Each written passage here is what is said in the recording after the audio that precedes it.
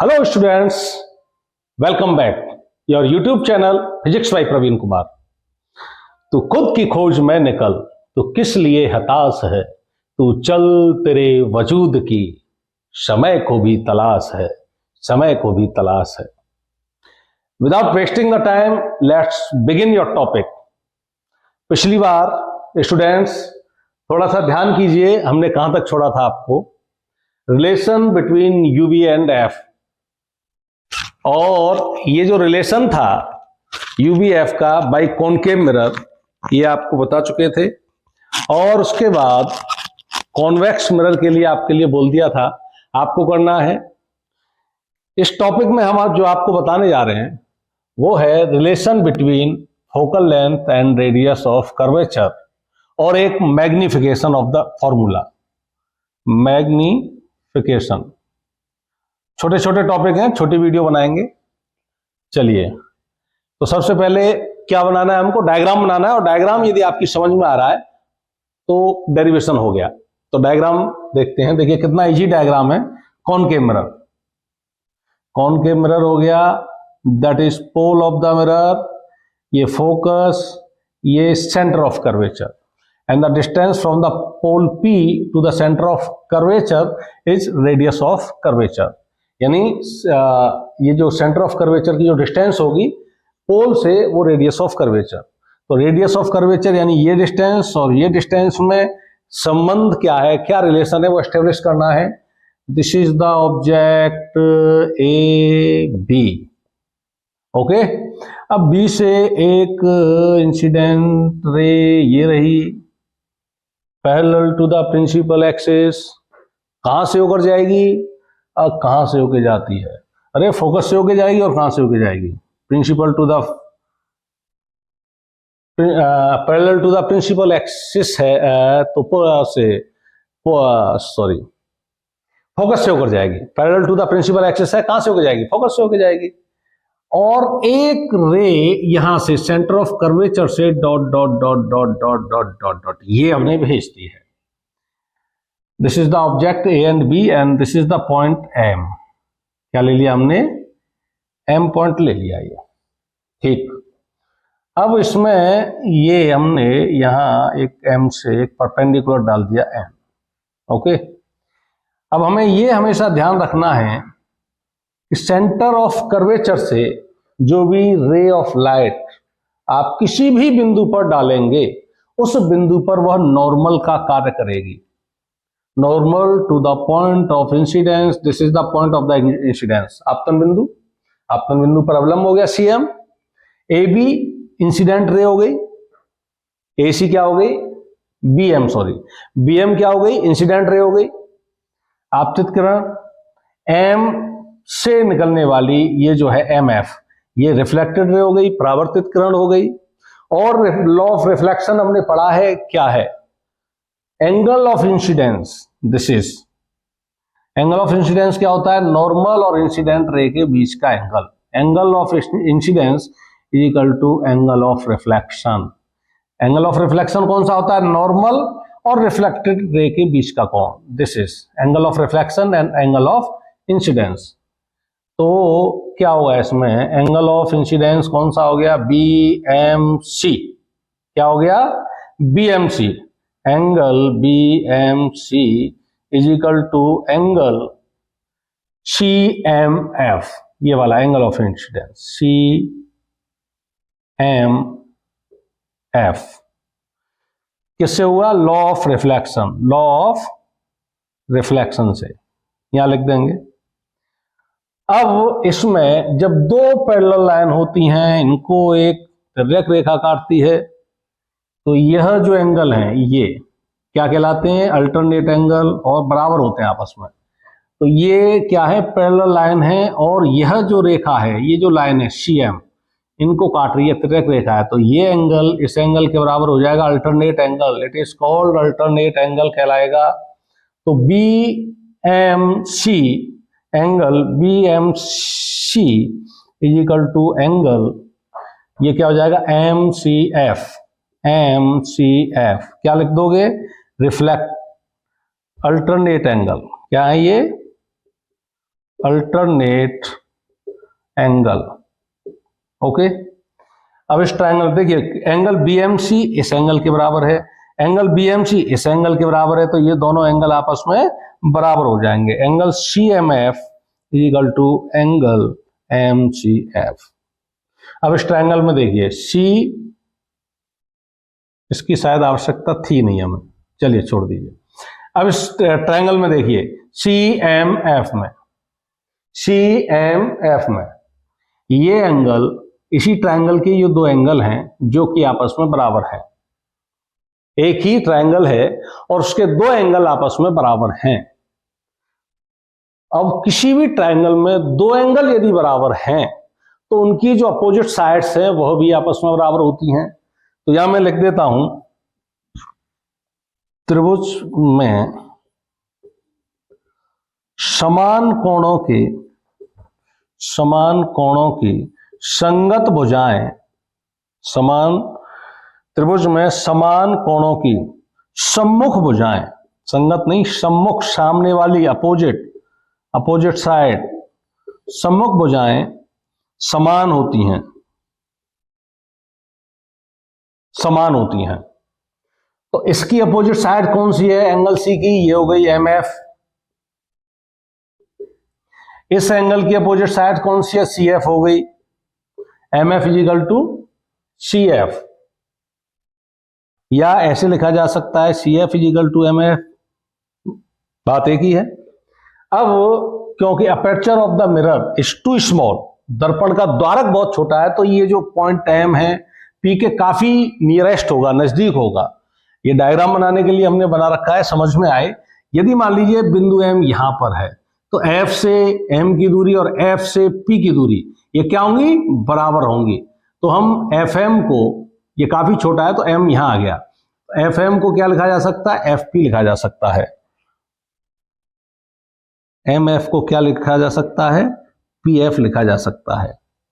MF, M यहां आ गया, MF बराबर PF, MF बराबर PF। अब CF MF के बराबर है और MF PF के बराबर है, तो CF PF के बराबर हो जाएगा। CF is equal to PF, CF is equal to PF, यानी ये डिस्टेंस F से लेकर C तक की और P से लेकर F तक की डिस्टेंस क्या हो गई? सेम हो गई, इक्वल हो गई। जब इक्वल हो गई तो मैं निकालना क्या था? Relation between F and R। R क्या है? रेडियस ऑफ कर्वेचर है। Distance from the pole of the mirror to the centre of curvature, ये है PC है ना, तो PC निकालिए। PC इज इक्वल टू क्या हो जाएगा? P से लेकर C तक की दूरी को कैसे लिखा जा सकता है? ये डिस्टेंस प्लस ये डिस्टेंस, PF प्लस ये डिस्टेंस FC, और FC किसके बराबर है? PF के बराबर है। तो PC is equal to PF तो ये है ही, और FC की जगह क्या लिखा जा सकता है? PF। तो PC is equal to 2PF। PC क्या है? रेडियस ऑफ कर्वेचर है PC, यानी सेंटर ऑफ कर्वेचर की डिस्टेंस है पोल ऑफ द मिरर से, क्या है? R है 2। PF क्या है? फोकस, जो पॉइंट है फोकस, उसकी डिस्टेंस है पोल से, फोकल लेंथ है F। R equal to 2F या F इक्वल टू R/2। ये तो प्रूव करना था, प्रूव हो गया। छोटा वीडियो बनाना है आपके लिए, एक और मैग्निफिकेशन फॉर्मूला आ सकता नहीं आ सकता है, इसे देखिए आप, समझिए। देखते हैं भी टाइम क्या टाइम है, टाइम 9:13, एक वीडियो आ जाएगा अभी। चलिए इसे मिटा देते हैं और मैग्निफिकेशन फॉर्मूला और बता देते हैं इस वीडियो में आपको।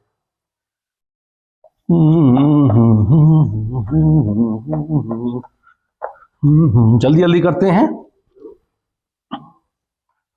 चलिए जल्दी करते हैं। Magnification formula, magnification of the mirror. Magnification क्या है? मैग्निफिकेशन एक्चुअली होता क्या है? मैग्निफिकेशन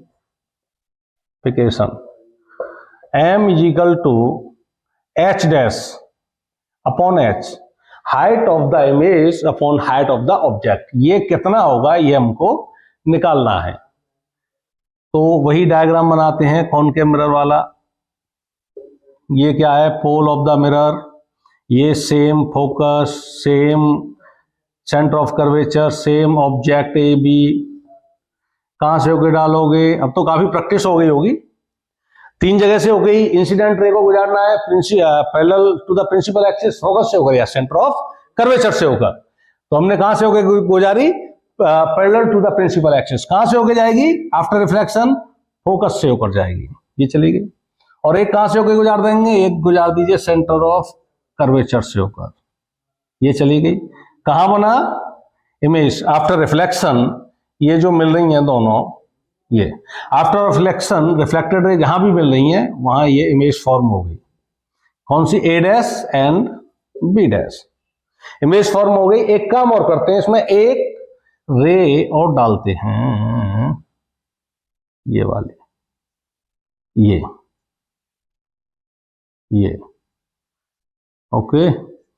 और ये आफ्टर रिफ्लेक्शन कहां से होके जाएगी, सारी रे, कोई कितनी भी रे आप डालेंगे, इमेज जहां बन रही है, जहां इंटरसेक्ट रिफ्लेक्टेड रे हो रही है, वहीं से होकर इसको जाना होगा।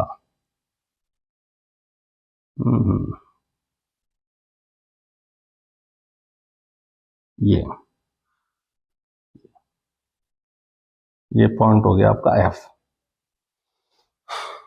अब ट्रायंगल, ये आपका डायग्राम बनकर तैयार हो गया, जिससे आप मैग्निफिकेशन जो फॉर्मूला है मिरर वाला, उसे इजीली आप ड्रॉ कर सकते हैं। देखिए ड्राइव कर सकते हैं, डायग्राम ड्रॉ हो चुका है आपका। अब इसमें ट्रायंगल, एक तो ये ले लीजिए ए बी पी, ये वाला ट्रायंगल, ये वाला, एंड दिस इज ये वाला triangle A P B, and triangle एक A dash P B dash, A dash P B dash में, ठीक है। अब देखिए ये जो है इंसिडेंट रे है। अभी क्या बताया था इससे पहले ये बताया था सेंटर ऑफ कर्वेचर से जो भी लाइन जाएगी, रिफ्लेक्टिव सरफेस के जिस पॉइंट पर भी वो मिलेगी, नॉर्मल का कार्य करेगी। तो नॉर्मल और इंसिडेंट रे के बीच बनने वाला कोण क्या हो जाएगा, एंगल ऑफ इंसिडेंस। नॉर्मल और रिफ्लेक्टेड रे के बीच बनने वाला एंगल क्या कहलाएगा, एंगल ऑफ रिफ्लेक्शन आर, ठीक है ना। ये दोनों लॉ ऑफ रिफ्लेक्शन है, दोनों आपस में बराबर होंगे। तो angle B P A is equal to angle B dash P A dash, ये एंगल बराबर हो गया। और क्या बराबर हो सकता है, दिस इज परपेंडिकुलर,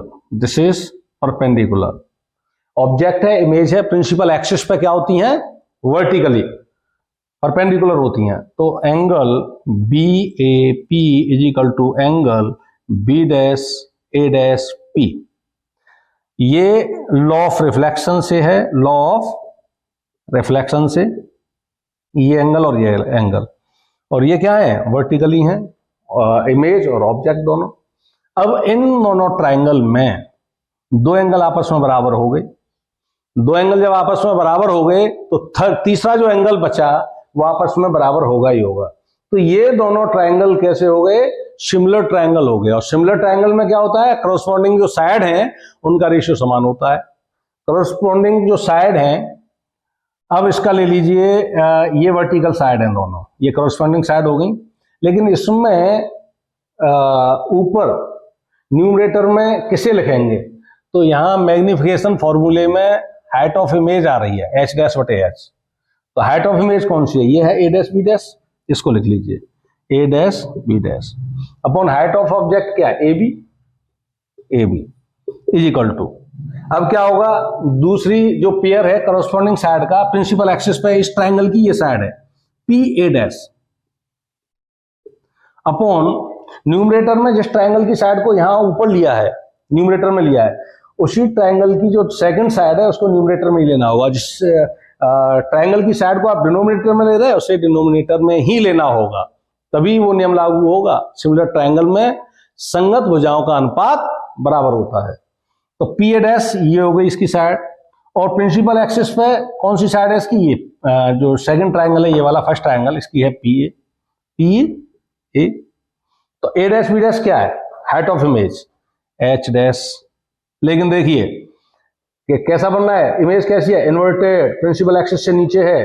अब प्रिंसिपल एक्सिस से नीचे जाते हैं तो माइनस में, ऊपर जाते हैं तो प्लस में, तो minus H dash upon H, क्योंकि ऑब्जेक्ट सीधी बन रही है तो प्लस का एच आया, equal to P A dash. P A dash क्या है, the distance of the image, pole से इमेज तक की दूरी, क्या लेते हैं इसको वी, लेकिन किधर चल रहे हैं, इधर चल रहे हैं। ये इस तरह से एक्सिस बनाई गई थी, ऑब्जेक्ट पोल से ऑब्जेक्ट की ओर चलोगे तो माइनस में डिस्टेंस आएंगी, पोल से इधर दर्पण के पीछे की ओर चलेंगे तो जो साइड है वो आएंगी आपकी, एक सेकंड इसे मिटा देता हूं मैं, यहां ले लेता हूं, काफी जगह पड़ी है।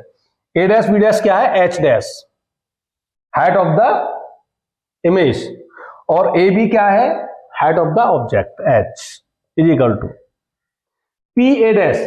पी ए डैश ये क्या है, डिस्टेंस ऑफ इमेज, माइनस के लेंगे, माइनस वी, क्योंकि इधर चलेंगे ऑब्जेक्ट की ओर, पोल से ऑब्जेक्ट की ओर, तो डिस्टेंस सभी माइनस में आएंगी, नेगेटिव आएंगी। और ये जो मिरर है इसके आप बिहाइंड चलेंगे, राइट साइड में चलेंगे तो सभी डिस्टेंस पॉजिटिव आएंगी, तो इधर चलना है हमको माइनस वी। और पी ए क्या है, ये पी ए क्या है, पी से लेकर ए तक की दूरी, तो ये कौन सी डिस्टेंस हो गई, ये ऑब्जेक्ट की डिस्टेंस हो गई यू, माइनस में लेंगे इसको, ये कट गया आपस में, माइनस ये रह गया, H dash upon H is equal to minus V बटे U. This is the magnification formula, M बोलते हैं इसको, M is equal to minus V बटे यू या H dash upon H, magnification formula. यदि एम इज इक्वल टू 1 तो क्या हो जाएगा, V is equal to U. M is greater than 1 तो क्या हो जाएगा, एम की वैल्यू 1 से अधिक कौन सी कंडीशन में हो सकती है, ये भिन्न का मान 1 से अधिक कब हो सकता है, जब v is greater then u होगी। m का मान 1 से कम कब हो सकता है, जब v का मान u से कम होगा। तो इसका मतलब क्या निकल के आया, m यदि 1 है 1 है तो h dash is equal to h हो जाएगा। इमेज जो है, इमेज साइज ऑब्जेक्ट साइज बराबर होगा, m इज ग्रेटर देन 1 है तो v बड़ी है और u छोटा है, m इज ग्रेटर देन 1 है तो h डैश बटे h is equal to m, and m is greater than 1 तो h dash is greater than h। तो क्या हो जाएगा, इमेज बड़ी बनेगी, मैग्निफिकेशन यदि 1 से अधिक आ रहा है and magnification is less than 1 तो क्या हो जाएगा उस स्थिति में, ये लिखा हुआ है m इज लेस देन 1, उस स्थिति में h dash is less than h। उस स्थिति में इमेज का जो साइज है वह ऑब्जेक्ट के साइज से छोटा रहेगा। ये दोनों फॉर्मूले आपको बता दिए गए हैं, एफ और आर का रिलेशन और मैग्निफिकेशन। नेक्स्ट वीडियो में जल्दी आपसे मिलते हैं और इंटरेस्टिंग टॉपिक के साथ में। Thank you.